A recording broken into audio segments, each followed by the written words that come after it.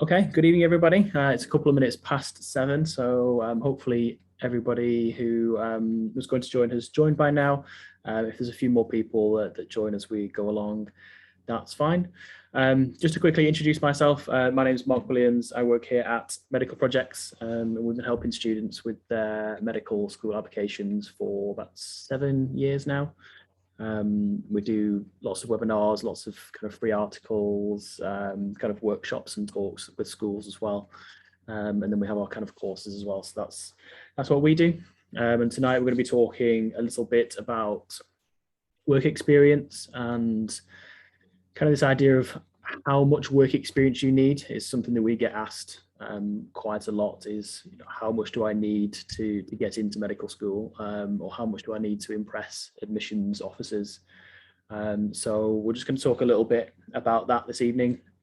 And it's quite timely because I'd guess most of you will be planning your work experience for summer now as well, which is a good time to be planning. As soon as your exams are out of the way and you've kind of got that 6-8 weeks of summer, to fill that with some work experience is a great thing to do.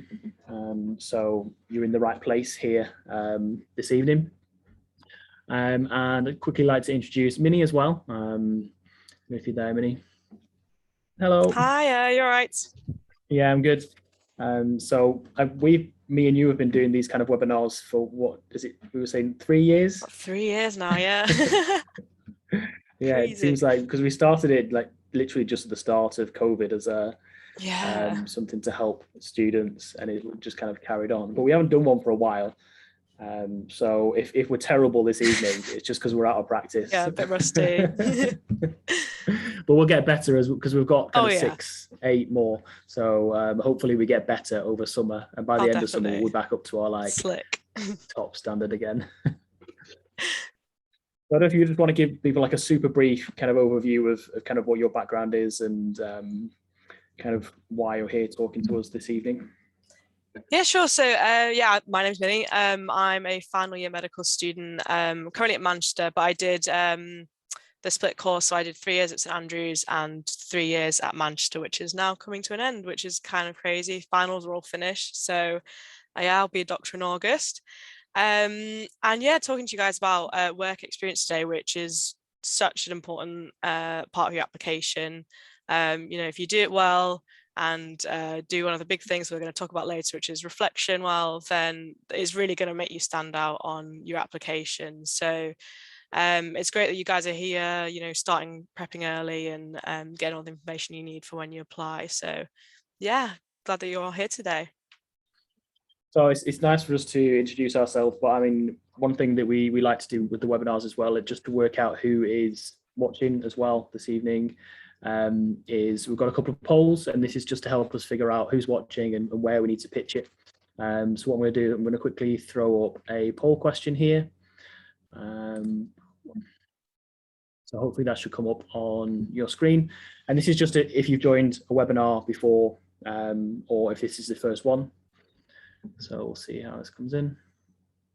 Well, a lot of people, first webinar ever, so welcome. Ooh. A couple of people, 5 or more. So they must have seen some of our old ones from last year and things, like veterans. Okay, cool. I think I put the results up as well, so you can see percentages and things. Yeah, 85%. First time, so welcome. Hopefully you enjoy this, and hopefully you'll come back for some more, and obviously welcome to everybody else that's come back as well. We appreciate you coming back. And then finally, this is just kind of what stage in terms of school you're at as well. We've put kind of year 10, 11, but obviously if you're in Scotland or in kind of an international school abroad, just put an equivalent.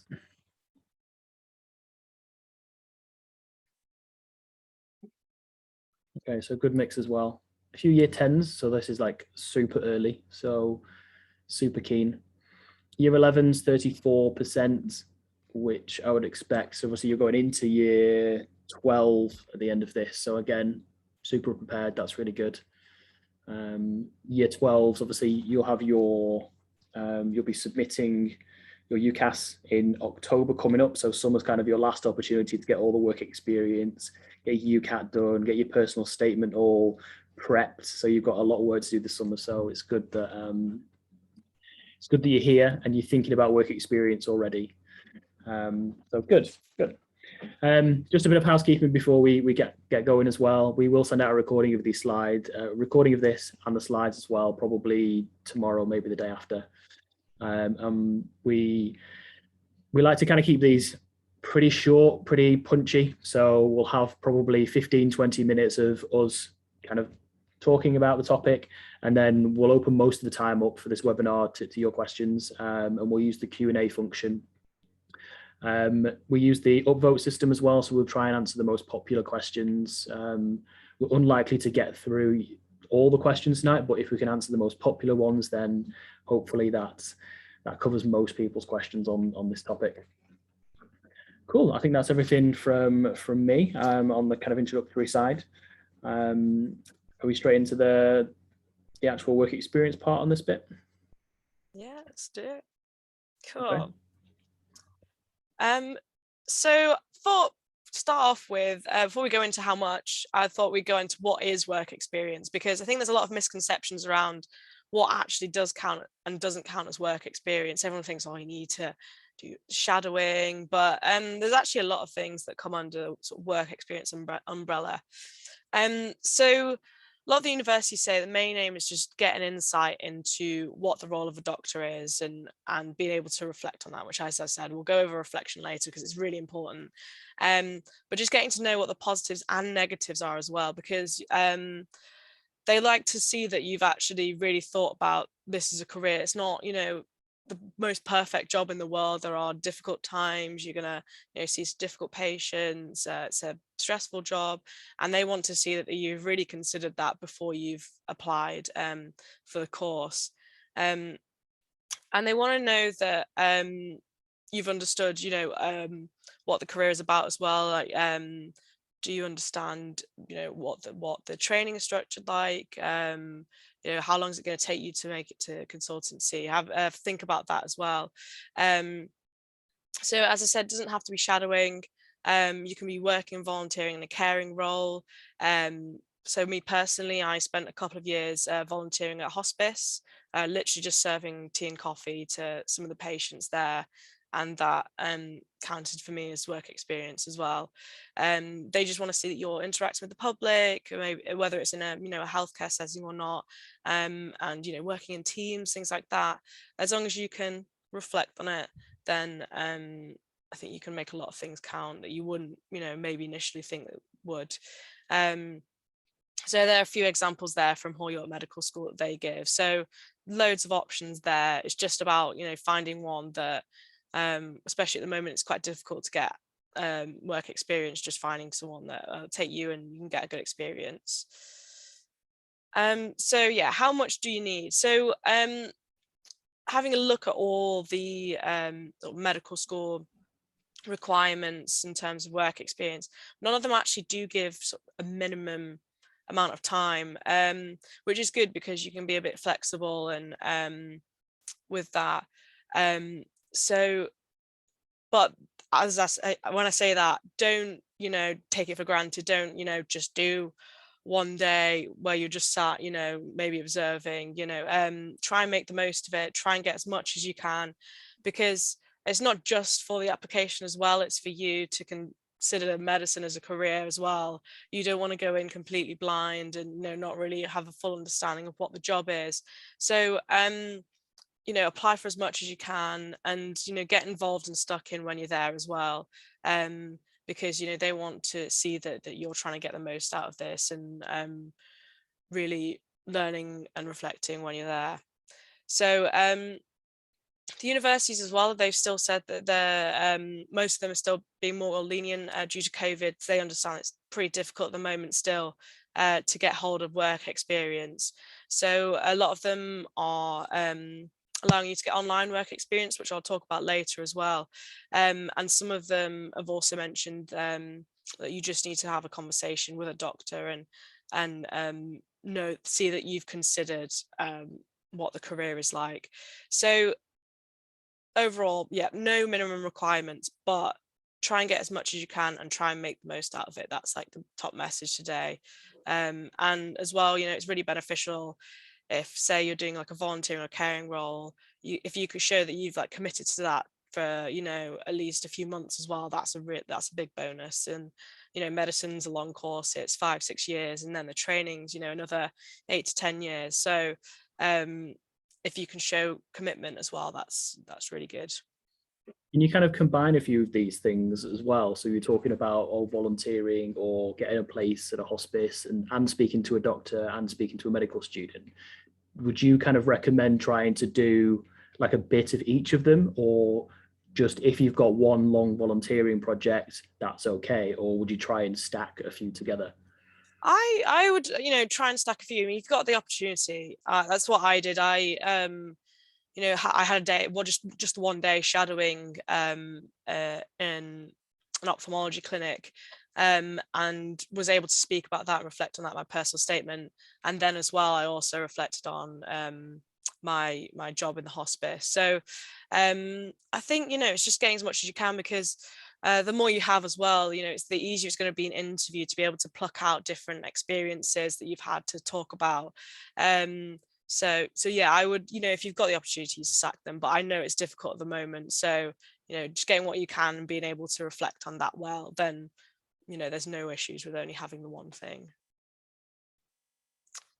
So how can you get work experience? So, you know, the easiest way, but understand that not everyone's going to have the opportunity to ask friends and family, but that's just an easy one there if you do have someone that you know that's in the healthcare setting. As well, that your local hospital might have you know, a specific program that's for people that are applying to medicine, that they might ask you just for a CV, and they might do a couple of checks, and then you'd be allowed to, you know, go and shadow. And there's volunteering as well in the hospital. You can ask your school as well. You know, there might have been, you know, previous students that have gone on to study medicine, and yeah, the school might know certain people that are willing to take students, so it's always worth asking those. And yeah, members of staff that, you know, maybe you've got someone that's in charge of your university application process and UCAS things, it's worth asking those people. Emailing your GP practice, I say your GP, don't I would say stay away from your own GP. Try and, you know, ask another one that's maybe local to you. Just, you know, so there's not all that, you know, with Yeah, you there's being a patient potential there. patient confidentiality. You Confidentiality, might that's the know word. kind of some people that go to that GP practice as well, and you know might sit in consultation. So yeah, they probably wouldn't let you for your own GP, but yeah, if you kind of apply to ones that you can get to, but aren't necessarily your closest or your GP practices, that'd be sensible. Yeah, definitely. And also as well, it doesn't have to be a doctor that you shadow.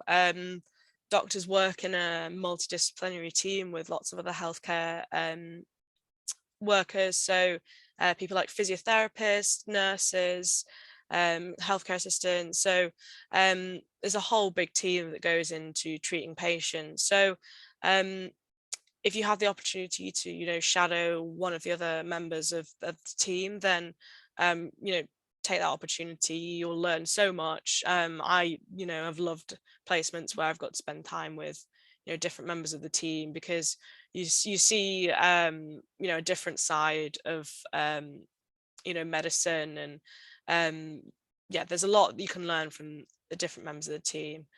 So I'd say as well, top tip is just get a CV ready. Pop down any, you know, work that you've already done, and things like that, just so that, you know, when it comes to applying, you've got something ready if they ask for it, and, you know, it just makes it a bit more efficient. And I'm not sure, do we still have the email and call template from last Yeah, I'm year? just gonna try and find it now. Yeah, if not, we could try and send it out. I'll try and put a link in the actual like chat Yeah. here. Yeah, So, I'll put oh, that perfect. there. Yeah. So this is basically just an email template that that we know works and a lot of students have used in the past. So if you're applying to your local GP practice or to the local physio or chiropractor or, you know, hospice, then this just gives you a bit of a template to start your email process, because sometimes, you know, if this is the first time you're reaching out to people in like the professional environment, you want a professional looking email, and you're much more likely to get a better response if your email is, you know, to a good standard. So use this as a template, obviously change it with and kind of fill it with your details and things as well. But hopefully it will just kind of get you started, and then just apply to as many of these kind of places that we're talking about as well. And I know it's difficult at the moment, but don't think, oh, I've applied to 2 or 3 places and they've all said no, I'm just going to stop. You just have to keep pushing through and just play it as a bit of a numbers game and apply to 10, 15, 20 places. And eventually one of them will say yes, just by the law of averages. So use that as a template, you know, make a list of 30 places and just send 30 emails. And you'll get a response from one of them. Just don't give up after 2 or 3, and don't give up after rejections either. It's normal, it happens. So just find another one and keep applying. Don't let that rejection get to you. Just keep kind of powering through. Yeah, definitely. So just going to talk quickly about volunteering and paid work as well, because yeah, they count just as much as the shadowing. So, and as I said before, it's a really good way to demonstrate long-term commitment to something. So if you spend, you know, a few months at in a charity shop, then, you know, you can discuss that and say you've stuck to something for a long time. So local NHS organisations and NHS jobs as well, so that's the website. They sometimes have volunteering opportunities on there, so it's always worth keeping an eye out, and you know, just checking every so often, like maybe go on, you know, once a week, has anything new come up that you can see and apply to. And then I've put a couple of other websites there as well. So NCVO, which is National Council of Voluntary Organisations. So there'll be lots of opportunities on there, whether it's, you know, maybe working and there's jobs like phoning elderly people who might be, you know, living on their own, or you know, working at events with disabled people. You know, there's loads of stuff out there that you can do and get stuck in with, and you know, show that you can, you know, work in a patient-facing role, and you know, communicate well in a team and with the public. So there's loads of things that you can try and keep an eye out, really, because there's not always going to be loads of stuff on there, but you can just keep an eye on it and keep checking. So you get paid work as well can count. So things like working at local pharmacy or care home. Again, you're probably going to need to get a CV ready for those jobs. And you might also need to be a little bit older. I'm not 100% sure. But, you know, it's always worth asking. And again, it's just how you reflect on it as well. And even working in a shop, you know, in retail, you could be working at Tesco. If you can relate that to, you know, the team working aspects of medicine, then, you know, that's fine to go on your personal statement. So there's a couple of online work experience things that have popped up in the last couple of years because of COVID, just because the medical schools understand that, you know, it's really difficult at the moment. So these have specifically been, you know, shouted out by the universities as something that they will count as work experience. So the Brighton Sussex Medical School virtual work experience, I've put the link there. So it just looking at different roles within the multidisciplinary team, and how they all intertwine caring of patients, and then Observe GP as well, where you can sit and, you know, watch consultations, and it sort of gives you a platform to write reflections as well. And they're, yeah, both really good websites to try, especially if you're really struggling. I'd say, you know, still try and go out your way to find in-person stuff, because you might get more benefit out of that, you know, just seeing it in person and being able to, you know, interact fully. But these are always there as an option as well. So Mark, I'll hand over to you to chat about these. Yeah, so obviously there's lots of different types of work experience, and some of the courses that we actually offer are very work experience based. So we've got kind of the in-person residential week, which is in London.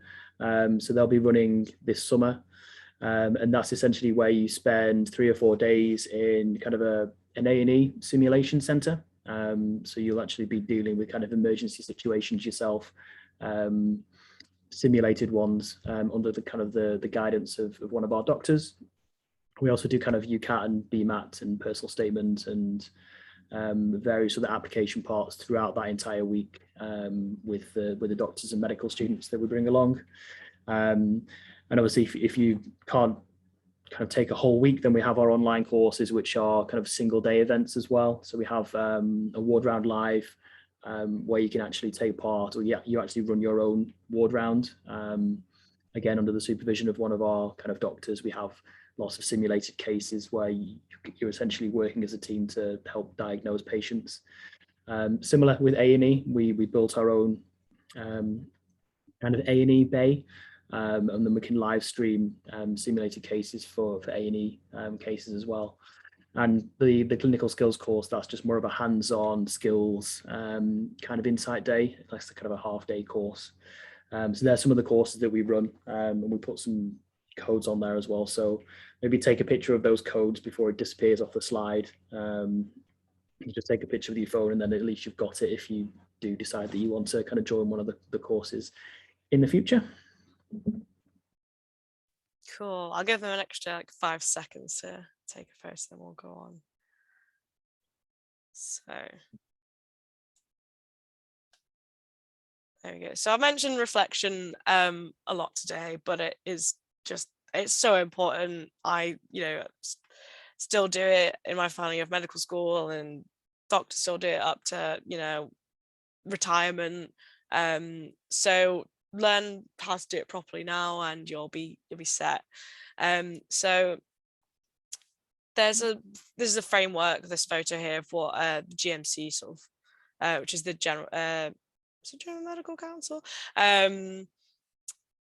how you structure your reflections. So what happened, maybe like just a description of what happened, how did that make you feel?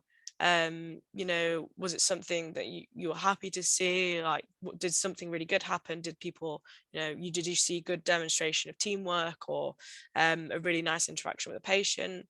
What did you learn from it? Did you pick up some tips for maybe for a skill, or see, oh, this was a really good way that they spoke to this person or interacted with this person? And then what can you take away and change for next time? So how can you change your own, actions and practice in the future from, seeing what you saw? So it's a cycle, and keep going back as well to your reflections, and have you learned any more, and can you reflect on your reflections? So it's a never-ending cycle.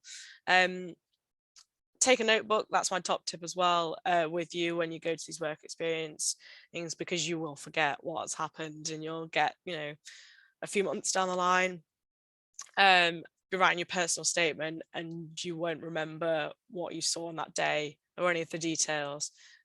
So write down your thoughts, and I'd even say write up a reflection as soon as you can, on your laptop, just so it's there. And when it comes to personal statement time or interview time, you've got that, and you're ready to talk about it and demonstrate that you've not just sort of watched and let it wash over you. You've really looked at what's going on, taken it in, and learned from it. And I think we have a template as well. Yeah, so I think we've actually got a completely separate webinar in June just on reflection. So we're going to spend like 45 minutes, perfect. like a whole webinar just covering reflection. So we'll hand that template out in that webinar. And basically it gives everyone the chance to go away, start getting some work experience, and then we can actually properly get into how to reflect on things. And this is essentially the key, isn't it? So the actual title of this webinar, which is, how much work experience do I need? The answer is as much as it takes to reflect properly. So the actual answer to this whole webinar is about reflection, and like 60% of the medical school application process is about how to reflect and how to use that in your personal statement, in your interviews. So this is such an important part of applying to medical school. And if you can practice doing this now and this summer, it will make your entire life a lot easier, and it will increase your chances of getting into medical school. It's that important. So yeah, we've got a separate webinar on the 22nd of June, I think. But obviously, if you found this webinar, it's on the same page as the other webinars on the website under the free resources part. So make sure that you sign up for that webinar, because we'll sit down and we'll go through examples of how to do it properly. And then you can take that into your actual summer work experience. Yeah, if you're going to do anything over the next couple of months towards your medical school application, if you go to that webinar and learn how to do it, because it is so important. And yeah, I think that's everything. So any questions? Yeah, so the Q&A tool is, well, if you're on a computer, it's down at the bottom. This thing says Q&A. We use that rather than the actual chat. So please don't type the questions into the chat box, put them in the Q&A box. And then we'll kind of work our way through them there.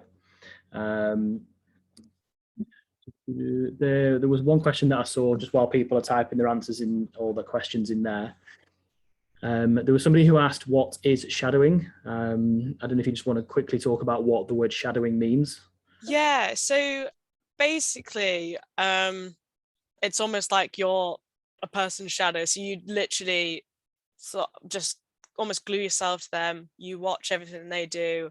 They might, teach you, they might get you to do stuff, but most of all, it's just sort of, you stick with one person, you follow them, observe what they do, learn about what their job and what their role is. So, it's something that you'll do a lot when you get into medical school, and when you start your clinical rotations is you'll be just like assigned, go find this doctor and shadow them for the day, and you just follow them and see what they do. So yeah, it's good to see what the day-to-day is like and what the actual job of a doctor is, really. So yeah. Okay, cool. We'll start at the top. This one has the most votes, so we'll start with this one. What is the most important part of work experience, and how would you write about this in your personal statement? I think it's just being able to reflect, as we said. I know it's like the cheap answer, but I think, if you can show that you've learned and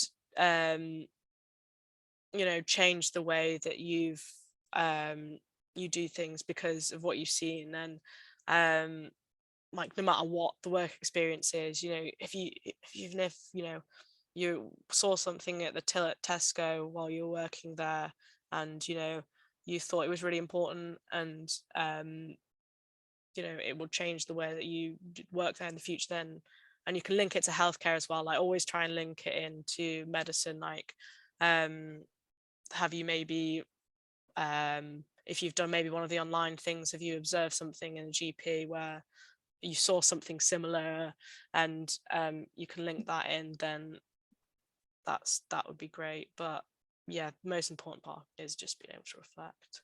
It's this simple answer.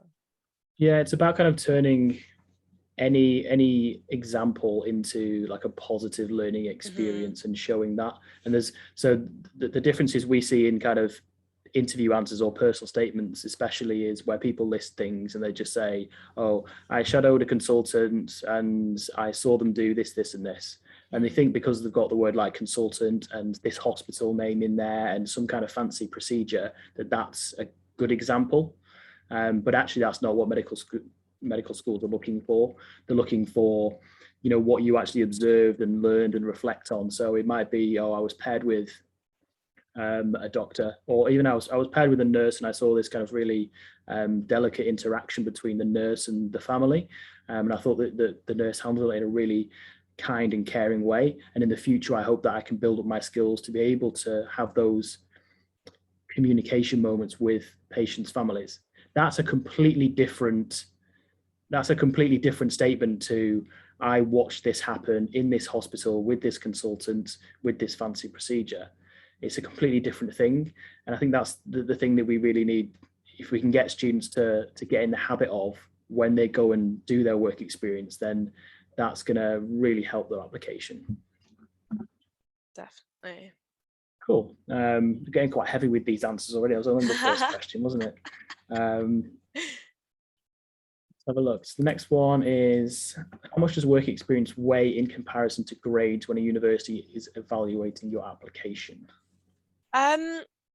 So it depends on the university, really. But a lot of them, the grades might just be a minimum requirement, really. And, you know, once you've got through that, you've got the right predicted grades, the right GCSEs, and whatever they need, right UCAT score, then it might go on to them looking at the personal statement, or the personal statement might be scored and weighed with your grades. So there's no like definite answer for all of them. They all do it really differently. So it's just a case of having a look at the universities you're interested in and playing to your strengths as well. Like St Andrews, for me, I passed the minimum requirements, and then it was all completely on like the personal statement and then the interview. Whereas some of them, yeah, the grades count as quite a bit of the score. So if you've got good grades, then those are great. But if you know your grades aren't as good, but you've got a really good personal statement, then have a look at those. But it's just a case of looking at the university websites as well, and the Medical Council website has basically all of them listed, how they score things. So it's worth looking at that. Okay. What extracurricular activities did you take part in at university?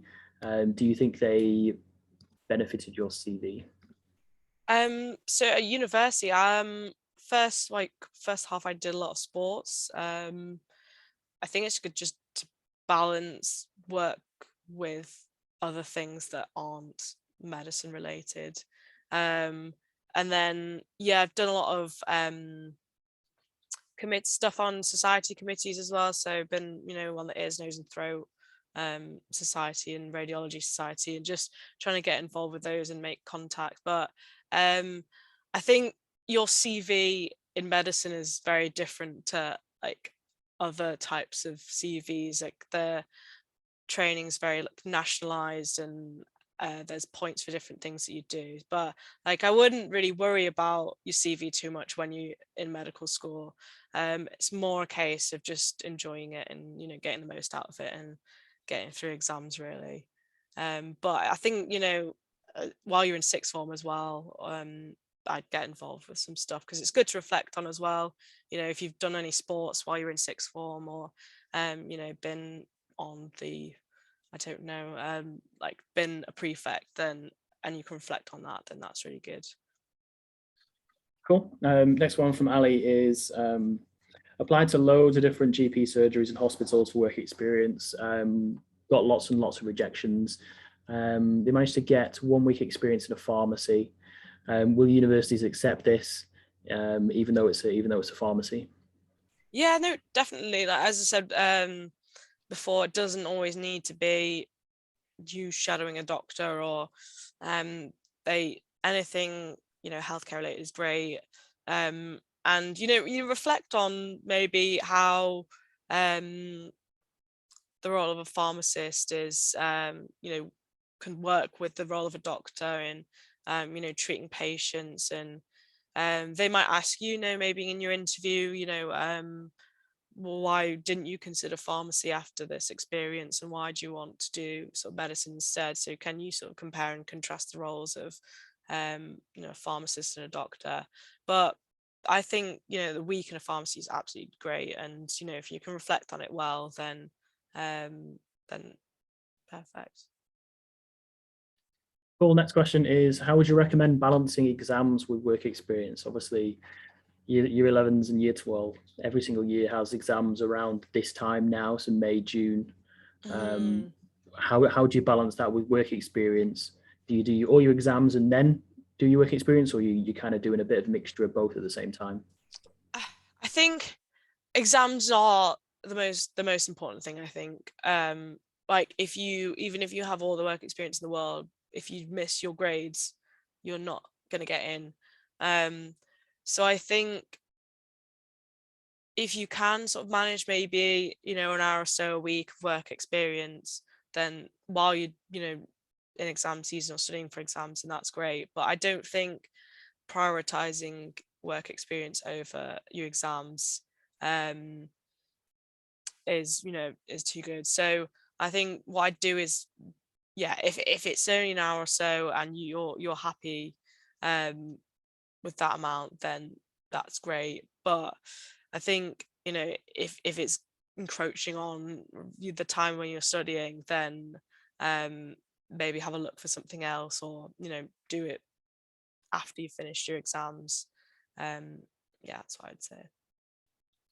Just looking at the time, we've probably got maybe time for maybe two more questions. I'm just conscious about Yeah. kind of taking over everybody's evening.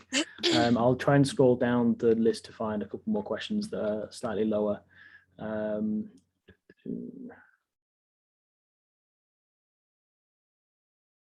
I don't turn 16 until August. Would this prevent me from getting work experience until later? Or basically, do I need to be 16 plus for most work experience opportunities? I'm not sure, to be honest. Again, I suppose if you don't ask, you won't know. But I think for most things where you're in a hospital, or you might need to be 16. But you've got loads of time. Even when you're 16, you've still got a couple of years to um oh well, a year and a half, I suppose, when you're starting UCAS. So you've got plenty of time there. So there's no massive rush.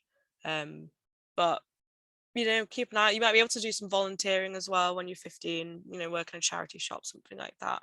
You might be able to do. Okay. And then another question here is, what other aspects do medical schools consider during the application process? Because it's not just work experience. There's quite a lot of boxes you need to tick when you're applying to medical school. Definitely. I think grades. So most importantly, it's getting those 3 A's, or I don't know, some of them might be more than A star A level. So just making sure that you do well in your year 12 mocks and get those predicted grades that you need um as well. So some of them you may need minimum GCSEs for, but again, it's just having a look at those university websites and seeing what they require, because they're all going to be different. um and then there's the UCAT exam as well, or BMAT exam. So most of them do the UCATs, and then I think there's about 5 that do the BMAT. And you sit those sort of just before you sit the UCAT, just before you send off your UCAS application, and you do, I think is it a BMAT after you've sent it off? Yeah, it's afterwards. You get your grades afterwards as well. So there's like Yeah. two sittings.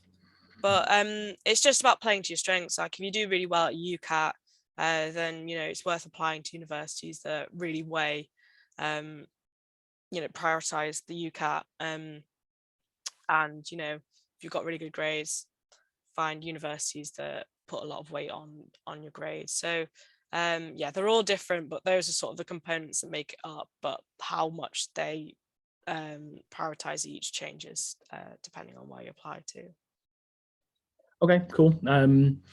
Just because of the time, obviously, I know there's a lot of questions there. We can't get through them all, but hopefully we've answered at least some of the most common ones. We've got another couple of there's webinars literally every 2 weeks. So things like the UCAT, we're going to be covering the UCAT in a bit more detail in a couple of weeks. We're going to be covering reflection in detail and giving you templates and examples on how to actually reflect on things as well. There's a couple more this summer coming up as well. So just go back and have a look at those on the actual website under the free resources. and just sign up for them all if you want. And then that's your summer kind of content planned out. And we'll just send you an email as they're kind of coming up. We'll send the links and any of these slides and a recording of this tomorrow, maybe the day after. So just check your email inbox for those as well. But yeah, good first webinar back. We didn't mess anything up too badly. So yeah, thank you very much. And then we'll see you in a few weeks. Bye, everyone. Thanks, guys. Bye.